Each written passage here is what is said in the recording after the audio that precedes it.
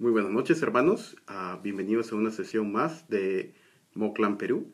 El día de hoy vamos a estar viendo el curso CNC de creación a nueva creación y vamos a estar tocando la unidad 2, cómo interpretar la Biblia. La unidad de hoy vamos a estar viendo, el resumen de esta unidad es el contexto literario e histórico, que incluye situar el pasaje dentro de su marco original, el contexto literario, el contexto histórico, el significado y propósito en el contexto original. Luego vamos a estar viendo el contexto bíblico, situar el pasaje dentro de su marco bíblico, que incluye el contexto bíblico, el significado y propósito en el contexto bíblico.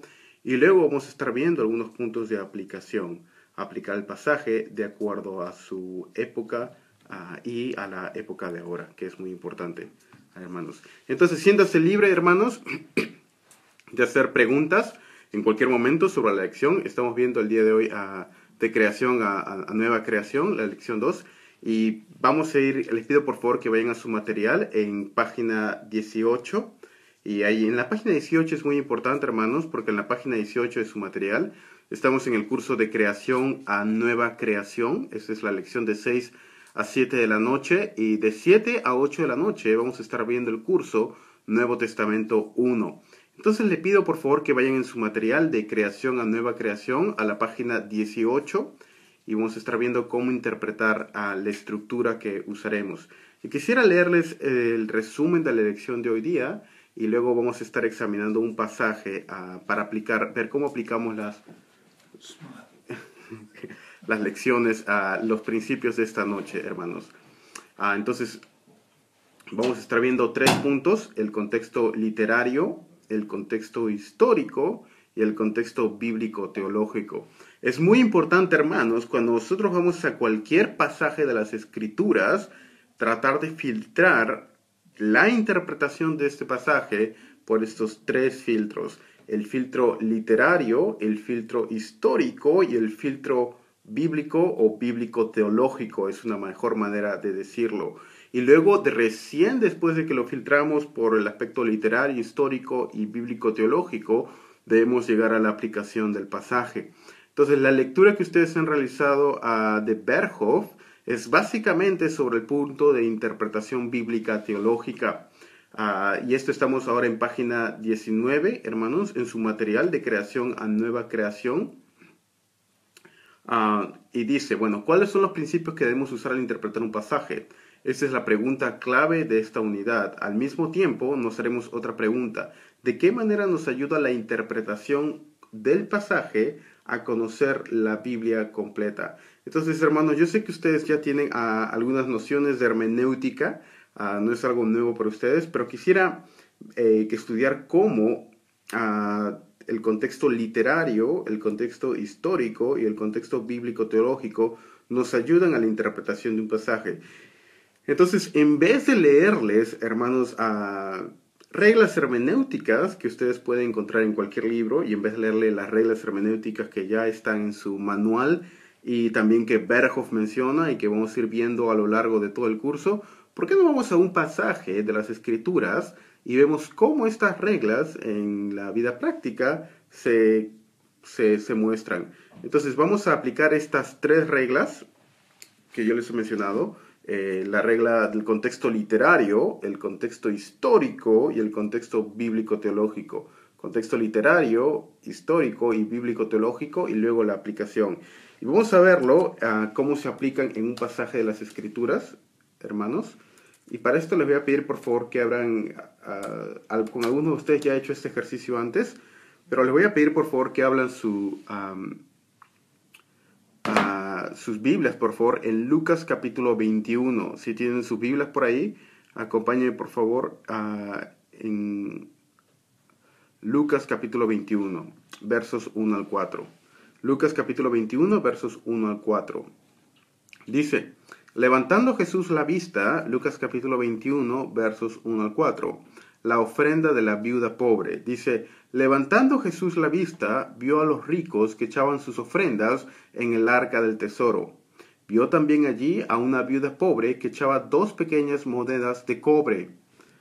Y dijo el Señor Jesús: en verdad les digo que esta viuda tan pobre echó más que todos ellos, porque todos ellos echaron en la ofrenda de lo que les sobra, pero ella, es decir, la viuda pobre, de su ofrenda echó todo lo que tenía para vivir.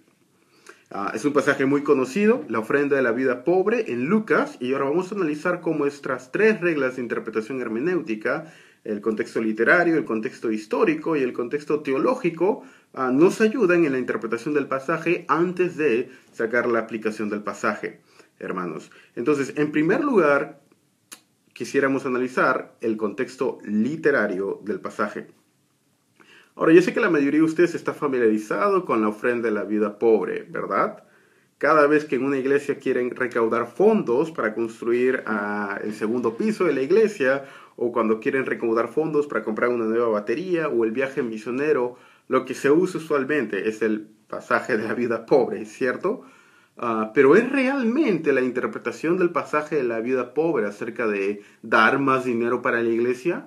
¿De qué manera las reglas hermenéuticas nos ayudan a interpretar un pasaje tan conocido como, por ejemplo, el pasaje de la viuda pobre?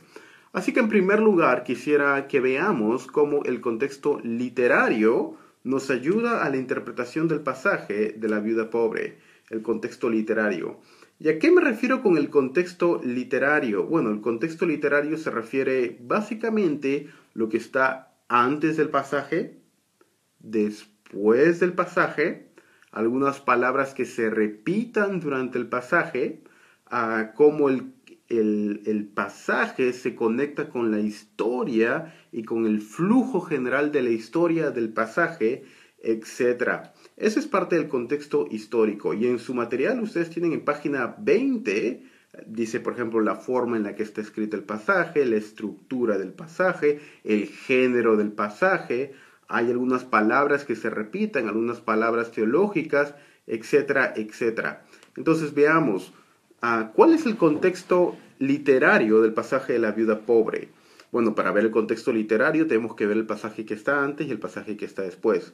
¿Qué pasaje está antes en el contexto de Lucas capítulo 21? Bueno, para eso tenemos que leer Lucas 20, del 45 en adelante. Dice Lucas 20:45, advertencia contra los escribas. Mientras todo el pueblo escuchaba, Jesús dijo a sus discípulos, cuídense de los escribas, a quienes les gusta andar con vestiduras largas, y son amantes de los saludos respetuosos en las plazas, y de ocupar los primeros asientos en las sinagogas, y los lugares de honor en los banquetes. ¿Qué dice el verso 47 del capítulo 20 de Lucas?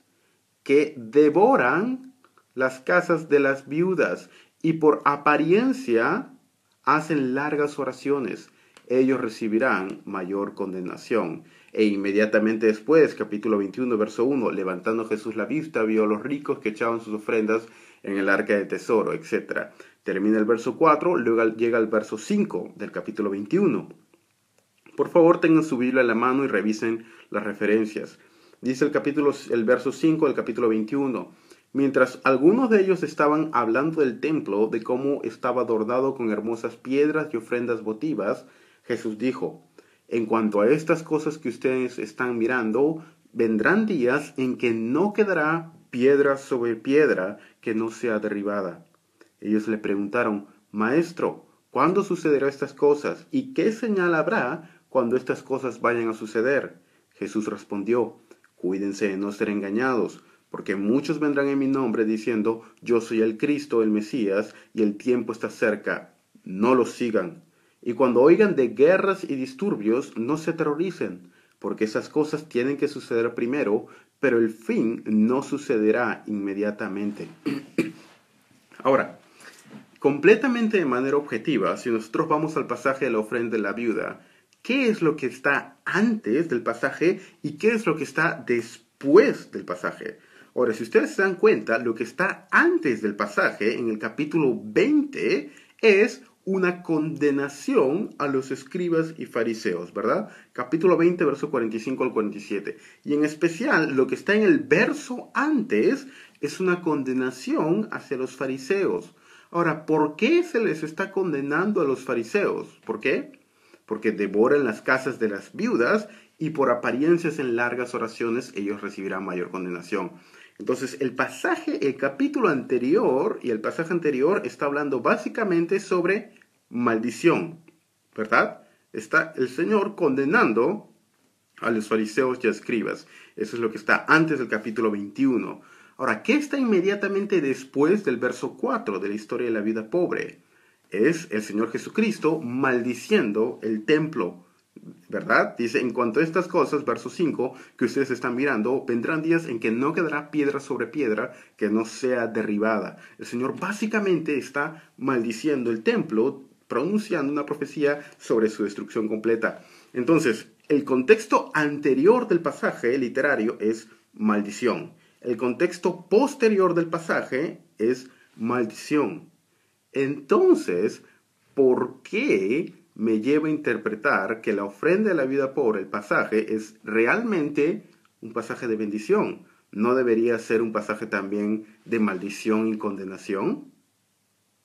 ¿De dónde me lleva entonces a mí a concluir que es un pasaje que habla sobre una comendación a que debemos dar ofrenda a la iglesia? ¿Es realmente la ofrenda de la vida pobre eso? ¿Se dan cuenta cómo el contexto literario me ayuda a ver eso, lo que está antes y lo que está después? Ahora, si el contexto anterior está hablando de maldición y el contexto posterior está hablando de maldición, yo no puedo, a no ser que haya una evidencia muy fuerte, decir que el contexto en el medio está hablando de bendición. Si el contexto exterior habla de maldición y el posterior habla de maldición, entonces por lógica el contexto en el centro, que es el de la vida pobre, va a hablar y se refiere a algo relacionado con maldición. ¿Se dan cuenta? Ese es el contexto literario. Ahora, en el contexto literario también es importante no solamente lo que está antes y lo que está después, sino también el contexto literario es ver pasajes paralelos a este mismo pasaje. Ahora, ¿qué pasaje es un pasaje paralelo a las advertencias de los escribas y fariseos? Bueno, si ustedes ven en el capítulo 20 de Lucas, unos versos antes de la ofrenda de la vida pobre, en el verso 45, ¿qué me dice? Los pasajes paralelos, ¿cuáles son? Mateo 23 y Marcos 12. Entonces vamos a ir al pasaje paralelo de esta narración, ¿ok? Vamos a ver entonces cuál es el contexto. Mateo 23, 1 al 7. Y vamos a leerlo, el pasaje paralelo de Mateo 23. Entonces Jesús habló a la muchedumbre y a sus discípulos. Los escribas y los fariseos, estoy leyendo por si acaso de la Biblia de los hispanos o la Biblia latinoamericana. Esa es la versión que estoy usando. Verso 2. Los escribas y los fariseos se han sentado en la cátedra de Moisés, de modo que hagan y observen todo lo que les digan, pero no hagan conforme a sus obras, porque ellos dicen y no hacen. Atan cargas pesadas y difíciles de llevar y las ponen sobre las espaldas de los hombres, pero ellos ni con un dedo quieren moverlas. Verso 5.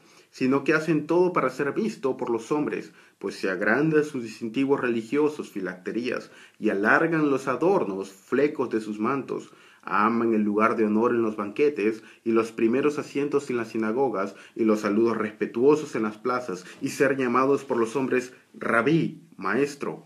Pero ustedes no dejen que los llamen rabí, porque uno es su maestro, y todos ustedes son hermanos. Y no llamen a nadie suyo en la tierra padre, porque uno es su padre que está en los cielos. Verso 11 del capítulo 23 de Mateo. Ni dejen que los llamen preceptores, porque uno es su preceptor, Cristo. El que está mayor de todos será su servidor. Y cualquiera que se enaltece será humillado, y cualquiera que se humille será enaltecido. Verso 13 del capítulo 23. Este es el contexto inmediato de la narración de Lucas capítulo 21 de la viuda pobre. Inmediatamente después de que Cristo pronuncia este discurso en Mateo 23, viene el discurso de la viuda pobre.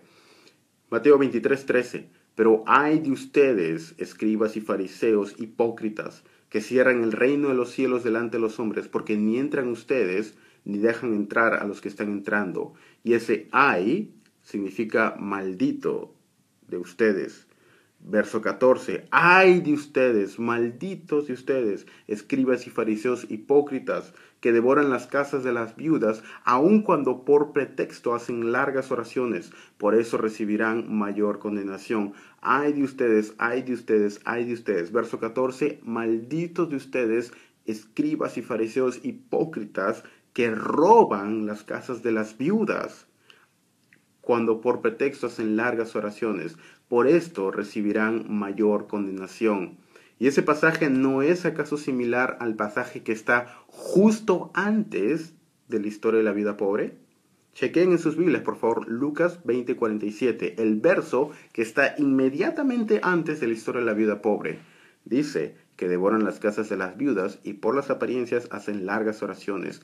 Ellos recibirán mayor condenación. E inmediatamente, levantando Jesús la vista, capítulo 21, verso 1, vio a los ricos que echaban sus ofrendas en el arca del tesoro. Vio también una viuda pobre que echó allí 2 monedas. Y dijo, en verdad les digo que esta viuda pobre echó más que todos ellos, etc.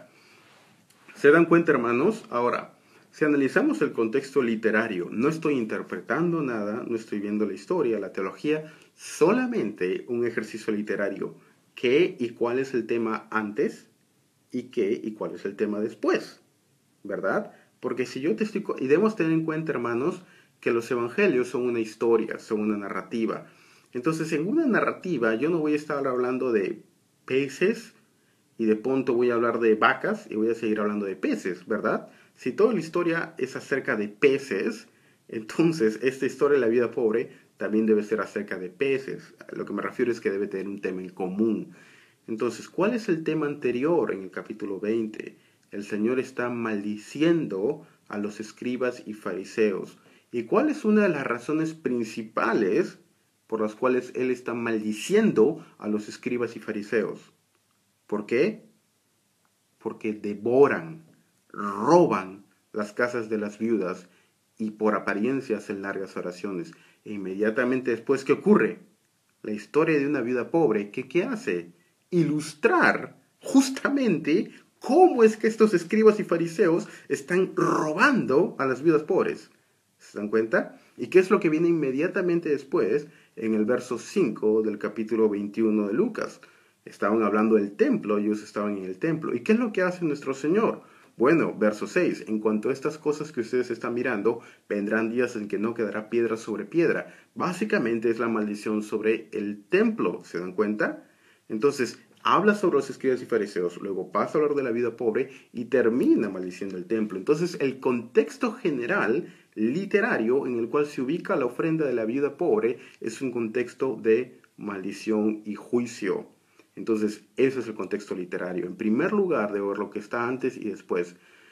Ahora, el contexto literario no es el único elemento que ustedes tienen para evaluar un pasaje. Debemos ir al contexto histórico y luego ir al contexto teológico. Pero se dan cuenta, hermanos, el contexto literario inmediatamente ¿qué me apunta? Me apunta a que la ofrenda de la viuda pobre, de alguna manera, debe estar relacionada con maldición y juicio, ¿verdad? Es decir, que si yo saco de la ofrenda de la viuda pobre en Lucas capítulo 21 netamente algo para animar a los creyentes a dar, realmente no estoy conectándolo con el contexto anterior y el contexto posterior, hermanos. Y ese es el primer punto. Ahora, antes de dar la conclusión del pasaje, ahora vamos a ir al contexto histórico. ¿Qué es el contexto histórico? Bueno, en el contexto histórico yo me preocupo por los eventos que estaban teniendo lugar en la parte histórica cuando ocurrieron estos eventos. Es decir, la parte tiene que ver con la parte de las costumbres, la parte de la cultura, hay algún evento histórico que me dé luz, etcétera. Cómo la historia me ayuda a interpretar este pasaje de una mejor manera. Y en el contexto de la viuda pobre, sabemos de que el Señor Jesucristo ha entrado, es la última semana de vida en la tierra de nuestro Señor, su última semana de ministerio. Él ha entrado el día domingo a Jerusalén, en el monte, ha entrado el día domingo a Jerusalén, ha sido recibido por todos. El día jueves, él va a ser, la noche para viernes va a ser traicionado, y estos eventos tienen lugar en el día miércoles. Ahora, este es el último día de ministerio de nuestro Señor Jesucristo.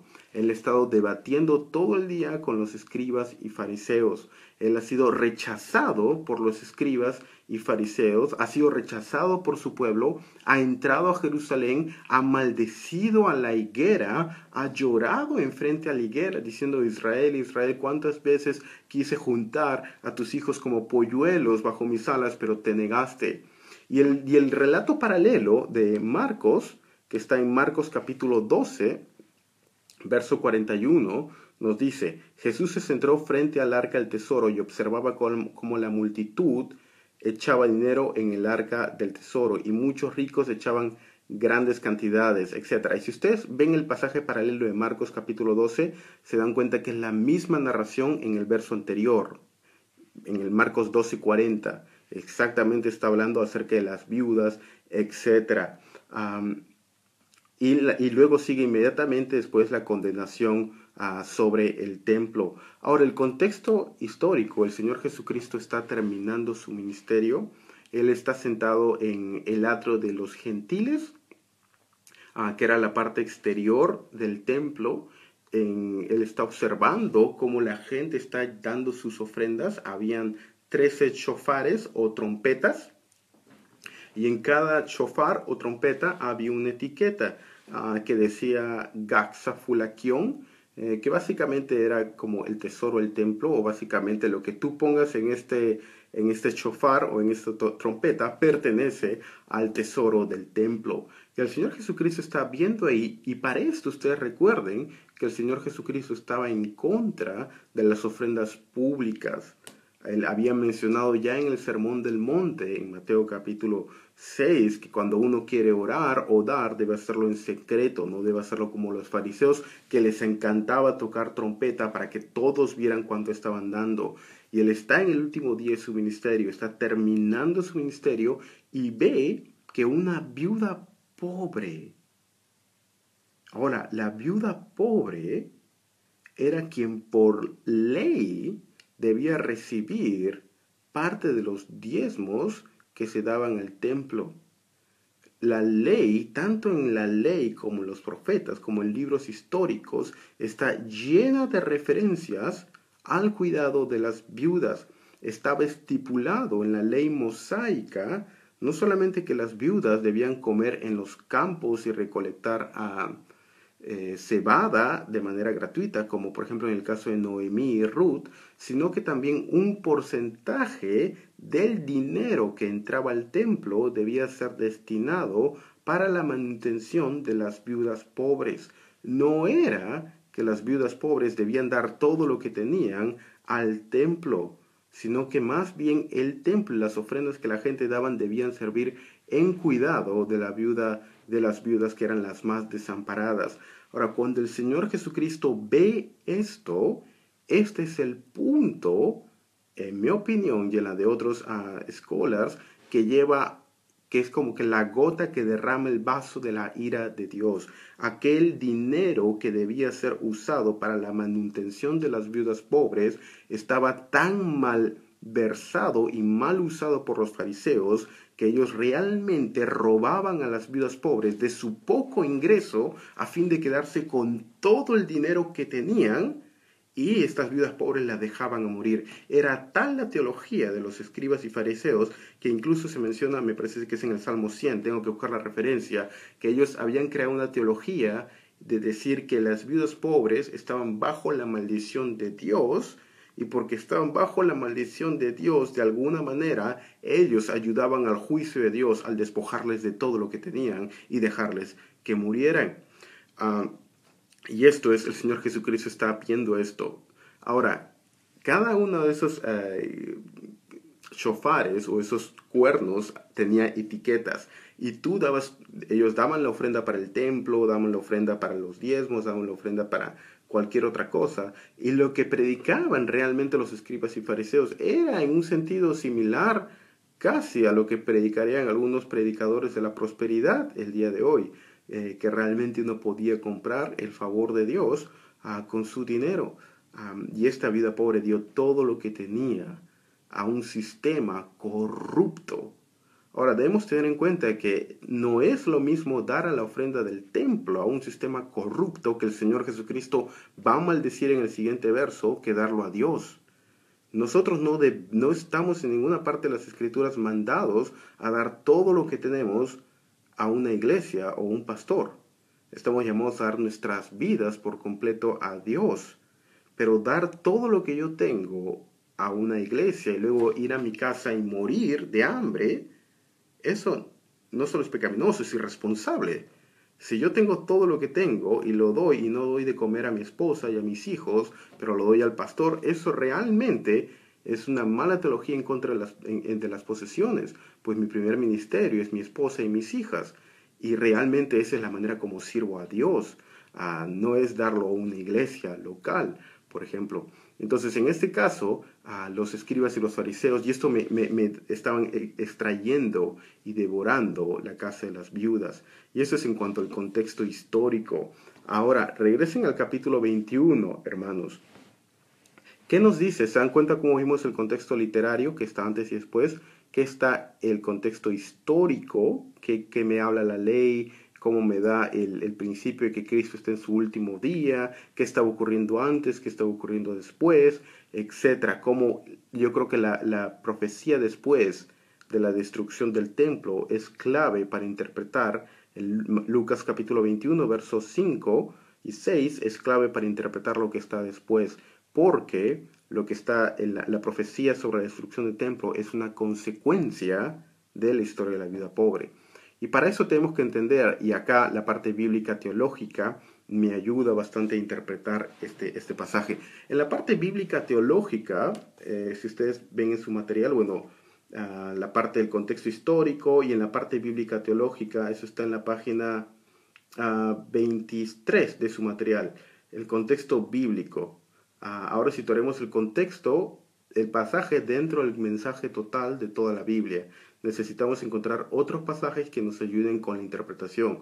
Los lectores originales pueden haber coincidido con alguno de estos pasajes, etc. Es decir, en el contexto bíblico-teológico necesito ver cómo esta historia en particular se conecta con el contexto mayor de la historia de la salvación en el contexto de toda la escritura. Es decir, cómo este pasaje se entiende en la historia de la redención o en el contexto de la historia de la redención. ¿Se dan cuenta? Primero el contexto literario, el contexto histórico y ahora vamos al contexto bíblico-teológico. Y para eso quisiera darles un par de principios, hermanos, sobre cómo interpretar de manera bíblica teológica. Uno de ellos, tenemos que entender la manera como un hebreo escribía. Un hebreo, cuando escribía narrativa, usualmente la manera como un hebreo escribía narrativa, los hebreos usualmente elucidaban un principio o una máxima o un proverbio o una ley. Por ejemplo, no matarás, o bienaventurado aquel que haya mujer virtuosa, o más vale dar que recibir, o un principio. Luego lo que un hebreo haría sería narrar una historia que ilustrara cómo este principio se llevaba a la práctica en la vida real. Y terminaría luego dando una aplicación ética que cerrara todo. Y usualmente la aplicación ética al final resemblaba el principio máxima dada al inicio. Entonces, usualmente comenzaban con un proverbio, una máxima, luego una historia que ilustrara esto y al final el narrador daba su conclusión. Esta es usualmente la manera como narrativas, ya sea hechos o ya sea los libros históricos en el Antiguo Testamento o incluso los libros del Antiguo Testamento siguen este orden. Déjenme darles un ejemplo. Si ustedes se fijan en su canon, en su Biblia, en la Biblia, en el Antiguo Testamento, en el canon hebreo, en la Biblia hay tres veces se menciona en el hebreo la frase mujer virtuosa. Dos de ellas es en el libro de Proverbios 31, yo sé que todos están familiarizados con el pasaje de la mujer virtuosa, ¿verdad? Mujer virtuosa quien hallará, porque su estima sobrepasa al de las joyas preciosas, etc. En el libro de Proverbios se menciona mucho este tema de la mujer virtuosa. Ahora, en el Antiguo Testamento, hermanos, cuando originalmente fue escrito el Antiguo Testamento, no estoy hablando aquí del orden de los libros de la Vulgata, sino estoy hablando del orden de los libros originalmente, hablo de la Biblia Estuartensia o el orden original. ¿Qué libro está después del libro de Proverbios? ¿Qué libro está después del libro de Proverbios? En el canon original, cuando los libros se escribieron por hebreos. Bueno, si ustedes revisan, el libro que está después del libro de Proverbios es Ruth, ¿verdad? Ahora, adivinen adivinanza, hay 3 menciones de la frase mujer virtuosa en el Antiguo Testamento, 2 de ellas en Proverbios. ¿Y dónde creen que está la tercera? En el libro de Ruth. Y Ruth, la narrativa, comienzan diciendo de Ruth, porque sabemos que tú eres mujer virtuosa. ¿Se dan cuenta? Cómo no solamente la estructura de una historia, sino la estructura del canon del Antiguo Testamento, el orden de los libros, reflejaba este principio de interpretación hebrea. Entonces, tienen el libro de Proverbios, que son máximas sobre cómo debe ser una mujer virtuosa y cómo debe ser un buen matrimonio, un hombre virtuoso, etc. Y luego tienen el libro de Ruth, que ejemplifica Ruth, mujer virtuosa, y Boaz, hombre virtuoso, los dos que escenificaban el hombre y la mujer virtuosa de Proverbios, pero en una historia, en un plot, en una narrativa, y luego termina con un principio ético que es Cantar de los Cantares. ¿Se dan cuenta? Una mujer virtuosa en Proverbios, una mujer virtuosa en Ruth y una mujer virtuosa en Cantar de los Cantares. Y ese mismo orden siguen las narrativas, por ejemplo, de Samuel. En el libro de Samuel, en cada historia, y no tengo tiempo de hacerlo aquí, pero en cada historia del libro de Samuel, comenzando desde el capítulo 1, en la oración de Ana y Penina, la oración de Ana, perdón, en comparación con Penina, pasando por Ana y Samuel, Ana y Elí, y los hijos de Ana y los hijos de Elí, luego con Samuel, luego con David. En cada una se repite este pasaje, este patrón se va repitiendo, repitiendo, repitiendo, repitiendo. Una máxima, una historia, y luego el narrador dando la interpretación. La historia de David y Betsabé comienza igual, en el tiempo de que los reyes iban a la guerra, luego la historia de David y Betsabé, y termina diciendo, pero esto no agradó a los ojos del Señor. ¿Se dan cuenta? Ahora, ¿por qué esto es importante? ¿Y por qué he pasado 5 minutos explicándole este principio? Porque la historia de la viuda pobre sigue este mismo patrón de narrativa hebrea. En el verso 47 de Lucas capítulo 20 se da la máxima. ¿Cuál es? O el proverbio o la ley. ¿Cuál es? ¿De qué manera estaban incumpliendo la ley estos fariseos? Lucas 20:47, Lucas 20:46. Cuídense de los escribas y fariseos a quienes les gusta andar con vestiduras largas y son amantes de los saludos respetuosos en las plazas y de ocupar los primeros asientos en las sinagogas y los lugares de honor en los banquetes. ¿Qué cosa? Que devoran las casas de las viudas y por apariencias hacen largas oraciones, ellos recibirán mayor condenación. ¿Se dan cuenta? Ahí está la máxima o proverbio o ley. Ahora, ¿de qué manera estaban rompiendo la ley? En la historia o la narrativa siguiente ilustra de qué manera ellos estaban rompiendo este principio de la ley, que es en Lucas 21, 1 al 4, la historia de la viuda pobre. Esto ilustra la manera como lo están rompiendo.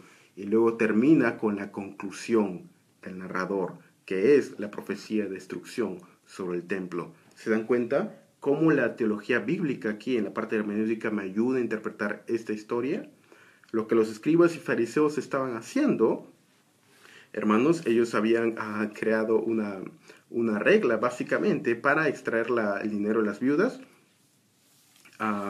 Normalmente ellos decían, uno tenía que darle la ofrenda a los padres, pero ellos decían, si tú quieres darlo algo a la ofrenda del templo, está bien si no se lo das a los padres, no te lo das a tus padres, si lo das al templo, es consagrado a Dios. E incluso crearon un nombre para esta teología, le llamaban Corbán. Si en la ley decía que tú tenías que darle el dinero a tus padres, bueno, mantenerlos, pero ellos básicamente decían, si tú quieres consagrar un dinero al templo y no por esto, y con esto dejar de alimentar a tus padres, está bien, es Corbán, ofrenda consagrada a Dios. Que el Señor Jesucristo les llama hipócritas por justamente crear esta ofrenda del Corbán, que es lo que se menciona en Marcos y es lo que se tiene aquí en idea. Ahora, ese fue el primer principio de interpretación hermenéutica en la parte bíblica teológica. El segundo es este, hermanos. Cuando nosotros examinamos la parte bíblica teológica, ya vimos en una interpretación narrativa, pero cuando examinamos también la parte bíblica teológica, hay un principio o patrón circular en teología bíblica que se repite. Y este patrón usualmente es pecado, juicio, misericordia. Pecado, juicio, misericordia. A veces se antepone ley. Ley, pecado, juicio, misericordia. Y son como historias circulares en las narrativas. Ley, pecado, juicio, misericordia. Ley, pecado, juicio, misericordia.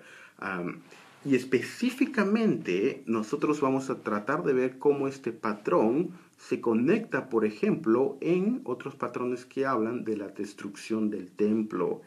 Ahora, ¿cuántas destrucciones de templo hay en las escrituras? Bueno, se depende también cómo se concibe el templo. Pero yo voy a mencionar 3 en el Antiguo Testamento y 2 en el Nuevo. Comenzando de atrás para adelante en el Antiguo Testamento. La destrucción del templo en el año 586. Cuando vemos que el templo se destruye, usualmente lo que precedía la destrucción del templo era un pecado terrible. Cuando ya había una gota que derramaba el vaso de la paciencia de Dios, en ese momento es que venía la condenación y el juicio, y era la destrucción del templo en el 586. Antes de eso, ¿hay alguna otra destrucción del templo? Bueno, no exactamente la destrucción del templo, pero vemos en la narrativa de 1 Samuel, voy a buscarlo aquí para tener la referencia, creo que es el capítulo 4, sí, 1 Samuel capítulo 4 y capítulo 5, donde los filisteos toman el arca del templo. Y es ahí donde Elí, recuerdan que estaba gordo, se cae de cabeza, se golpea la cabeza y muere, y dice, y Caboc, sin gloria, o la gloria de Dios traspasada, es cuando los filisteos, toman el arca del templo. Y este tomar del arca del templo, que significaba retirar la presencia de Dios entre su pueblo, que es el equivalente a la destrucción del templo, iba precedida por un pecado grande de parte de los israelitas. Y esto es un pecado grande, luego la destrucción del templo, que significaba el juicio o el traspasar de la gloria de Dios, y luego la misericordia de Dios en la narrativa. Antes de esto vemos algo también similar en la historia de el diluvio, ¿verdad? El diluvio, bueno, en la tierra, al momento de la destrucción de la tierra funcionaba como un macro templo, es decir, toda la tierra era una especie de templo en el cual habitaba la presencia de Dios. Y en el diluvio, al destruir toda la tierra, era en un sentido la destrucción que apuntaba a aquella destrucción escatológica que un día será cuando venga el Señor Jesucristo. Pero vemos que Noé fue salvo en el arca. Pero también esta destrucción y juicio que cayó sobre el mundo en los días de Noé fue precedido por un pecado muy grande. Y luego, ¿cuál es el siguiente destrucción o profecía de destrucción del templo? Es este que vemos aquí. En Lucas capítulo 21 está todo el sistema corrupto, y es casi imposible que antes de un juicio tan grande y de tal magnitud como es la destrucción del templo, en Lucas capítulo 21, verso 5, antes de esta gigantesca, terrible afirmación de que el templo será destruido, haya una historia de encomendación de una viuda pobre, que nosotros debemos dar dinero, imitar el carácter de la viuda. El texto no dice que debemos imitar el carácter. El Señor nunca comenda que debemos imitar el carácter de la viuda. No dice el texto, y ella regresó feliz. No dice que alcanzó la vida eterna. El texto no dice nada comendativo o interpretativo sobre la historia de la viuda. Esas son interpretaciones que realmente no van de acuerdo con el contexto literario. ¿Se dan cuenta? ¿Y cuál es la otra destrucción del templo que vemos? Bueno, la muerte del Señor Jesucristo. El Señor Jesucristo dijo en Juan capítulo 2, destruyan este templo y yo lo reconstruiré en 3 días. Y efectivamente, cuando el Señor Jesucristo muere en la cruz del Calvario, la ira de Dios cae sobre él y destruye el templo de su cuerpo en el cual habitaba la presencia de Dios, y esa destrucción del templo, del cuerpo del Señor, era el juicio final por el pecado de los hombres. De tal manera que todos los templos que estuvieron anteriormente y todas las destrucciones de templos, entre comillas, prefiguraban aquella destrucción del templo, el cuerpo de Cristo Jesús, en la ira de Dios pagando por nuestros pecados. Entonces, por lo cual esto me lleva a concluir que la historia de la viuda pobre es una historia de juicio, en el cual Dios está juzgando el sistema de los fariseos por su pecado, el pecado de Israel, hermanos.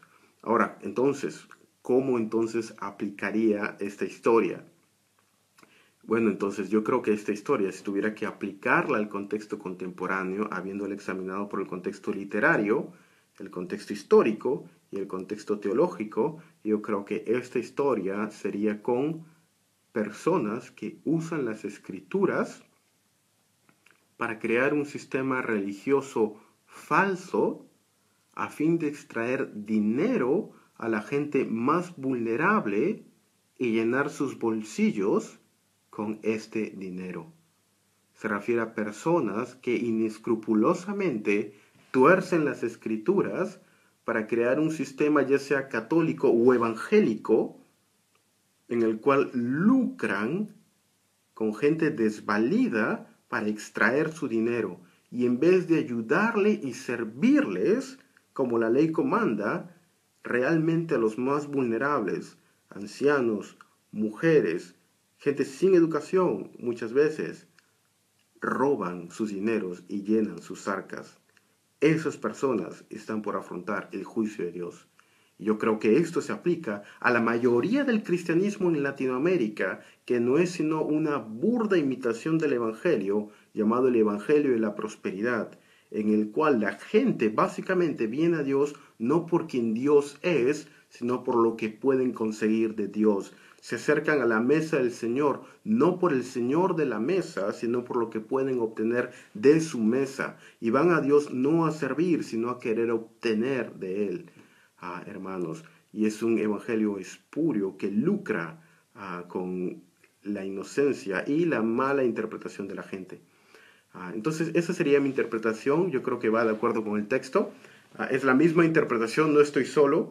Es la misma interpretación, por ejemplo, si ustedes buscan, y la voy a colgar inmediatamente después de esta, ¿cómo se llama? De esta clase voy a colgar la prédica de John MacArthur, que es básicamente lo mismo que he dicho y tiene subtítulos en español, y lo voy a colgar ahí. John MacArthur no lo examina por el contexto literario, histórico y teológico, como yo lo he hecho, pero pueden verlo ahí. Y hay otros, Crane Blomworth da una buena sinopsis de este punto, y hay otros scholars que estarían de acuerdo con la interpretación que he dado con el pasaje de la vida pobre, hermanos. Y bueno, espero que eso ayude. Estamos viendo un poco de hermenéutica, cómo usar el contexto literario, el contexto histórico y los principios de aplicación bíblica teológica al momento de interpretar un pasaje. Hermanos, no sé si hubiera alguna pregunta de la clase o en general de lo que hemos hablado.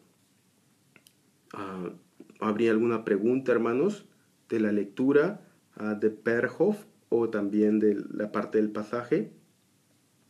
Hermanos, ¿habría alguna pregunta?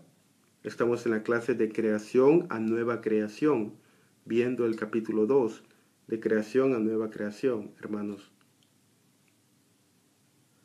Bueno, para seguir un poco, los dos primeros, hablamos del contexto histórico y el contexto literario. El contexto histórico y literario me ayudan a entender lo que la audiencia original había entendido. Pero eso es solamente la primera parte, porque la Biblia es un libro 100% humano, amén, pero también es un libro 100% divino. Entonces, yo no puedo quedarme solamente en lo que significó el pasaje para los autores originales. Si me quedo ahí, entonces no voy a tener una unidad en las escrituras. Debo hacerme también la pregunta, ¿qué significa este pasaje a la luz de la historia de la redención y cómo se conecta con la Biblia como un todo? Si yo no hago esta pregunta, estoy sacrificando la unidad de las escrituras por la diversidad de las escrituras, hermanos. Y esta pregunta es una pregunta muy importante hacer. Y la parte del contexto bíblico-teológico me ayuda luego con la aplicación. Les doy otro ejemplo más breve, hermanos. Por ejemplo, si yo estoy predicando, supongamos, del libro de Juan. ¿Cuál es el tema del libro de Juan? bueno, el propósito del libro de Juan es probar de que Cristo Jesús era el Mesías prometido, ¿verdad? Y estas cosas se han escrito para que creáis que Cristo Jesús es el Hijo de Dios. Ese es el propósito del libro de Juan. Eso quiere decir que yo no voy a sacar un pasaje del libro de Juan y voy a interpretarlo con un tema que no tenga nada que ver con el tema del libro de Juan. ¿Se dan cuenta? Es decir, yo no puedo tomar Juan capítulo 10 y porque tenga una palabra en Juan 10:15, supongamos, que diga robar, yo no puedo sacar de ese pasaje un sermón sobre no robar, cuando en realidad el capítulo y el contexto y todo el libro y toda la teología del libro no tiene que ver con eso. Debo tratar de relacionarlo con el contexto y la teología del libro como tal. Hay un punto más que va de acuerdo con la interpretación de la vida pobre. ¿Cuál es la teología de Lucas? ¿Cuál es la diferencia, por ejemplo, en la teología de Lucas con la teología de Marcos y Mateo? Con esto no me refiero a evangelios diferentes, sino cuál es el énfasis particular de Lucas que es diferente al énfasis particular de Mateo o de Marcos. Por ejemplo, uno de los énfasis particulares de Lucas es el cuidado de las mujeres y el cuidado de las poblaciones vulnerables. Lucas da mucho énfasis a la manera como el Señor Jesucristo trataba y exaltaba en un sentido o ponía de nuevo la preponderancia de la mujer en la escena y cómo el Señor Jesucristo cuidaba de las poblaciones vulnerables, esto es, los gentiles, los samaritanos y las viudas.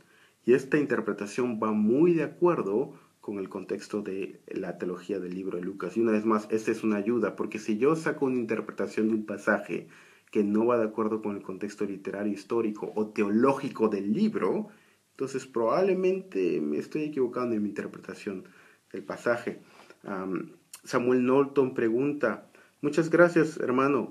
Un par de consultas. ¿Algún libro para identificar los contextos literarios o históricos de los libros de la Biblia? La segunda es si debemos entonces mejor leer libros enteros en vez de pasajes cortos. Bueno, el primero, algún libro. Sí, bueno, yo puedo pensar en este momento dos libros de hermenéutica que les van a ayudar. El primero es el que estamos usando nosotros, Hermenéutica de Duval. Ese está en la colección teológica contemporánea. El libro se llama Hermenéutica, entendiendo la palabra de Dios. Es en la colección teológica contemporánea, volumen 26. El autor es Scott Duval y Daniel Hayes. Es un buen libro que tiene casi 600 páginas más o menos, que les ayuda a interpretar la parte al menos por géneros, en cada género de las escrituras, y les da al menos alguna idea sobre interpretación bíblica. Hay otro libro de hermenéutica en español. Si me da un segundo, Samuel, ahorita lo busco. No recuerdo el nombre. No hay mucho para decirte en hermenéutica y especialmente interpretación bíblica teológica en español. Para serte sincero, casi no he encontrado. Estoy buscándolo ahorita, hermenéutica. Te doy ahorita el nombre, Samuel. Pero sí, la segunda es que nunca debemos entender un pasaje aislado del contexto del libro como tal. El libro como tal hace una... debe ser entendido en el contexto del libro como tal. Y aquí me refería, por ejemplo, si yo tomo un pasaje, por ejemplo, digamos, Juan capítulo 10. ¿De qué trata Juan capítulo 10?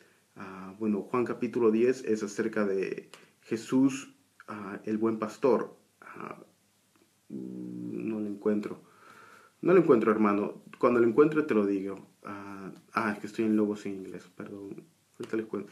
Ya, si tomamos, por ejemplo, Juan capítulo 10. Juan capítulo 10 habla Jesús como el buen pastor, ¿verdad? Juan 10:10, yo soy el buen pastor da su vida por las ovejas. Entonces, ¿cómo se conecta Juan capítulo 10 con la afirmación de la teología del libro, del propósito del libro, que es mostrar de que Cristo es el Mesías? Bueno, es tratar de probar que Cristo es el Mesías a través de Juan 10, ¿verdad? Cada capítulo de Juan me va a llevar a entender un poco más el propósito de la teología del libro como un todo. Es decir, Juan 10:10, yo soy el buen pastor, pero eso no le recuerda un poco Salmo 23, que dice Salmo 23, Jehová es mi pastor, nada me faltará. Entonces, si yo uno Salmo 23, Jehová es mi pastor, nada me faltará, con Juan 10:10, yo soy el buen pastor, ¿quién es el buen pastor de Salmo 23? Jesús. Jesús es mi pastor, nada me faltará. En lugar de delicados pastos me hará descansar, confortará mi alma. Es decir, si yo leo Salmo 23 y no lo conecto con Juan 10, no estoy entendiendo ni Salmo 23 ni Juan 10, especialmente porque el tema de Jesús como el buen pastor es un tema preponderante a lo largo de todas las escrituras que se repite hasta Apocalipsis. Es decir, Juan en Juan 10 quiere probar de alguna manera que Cristo Jesús es el buen pastor mencionado en Salmo 23, en Ezequiel, etc. Ahora, ese es el propósito de Juan 10, que se conecta muy bien con todo el propósito del libro, ¿se dan cuenta? Y yo no puedo tomar una perícopa o un texto aislado del contexto del libro como tal, porque el contexto del libro como tal y la teología de todo el libro me ayuda a interpretar los pasajes que están dentro del libro. ¿Se dan cuenta? Y para esto ayuda mucho teología bíblica.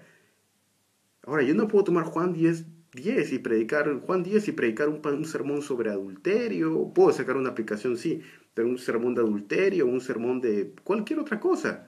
Porque ese no es el propósito principal a la luz de la teología del libro, que se encaja muy bien con la teología del pasaje. La teología del pasaje debe ir de acuerdo con la teología del libro, armonizada de manera completa. Es decir, que si yo predico una serie de Romanos y saco 100 sermones completamente no relacionados con el punto de Romanos, realmente lo que estoy haciendo no es predicación expositiva. Eso no es predicación expositiva. Eso es básicamente tomar cualquier texto y usarlo para mi propia conveniencia, hermanos. Y para eso ayuda a teología bíblica, Samuel. Espero que eso ayude a tu pregunta, hermano. Hermano, no se olviden de hacer su lectura. Uy, no encuentro el... ah,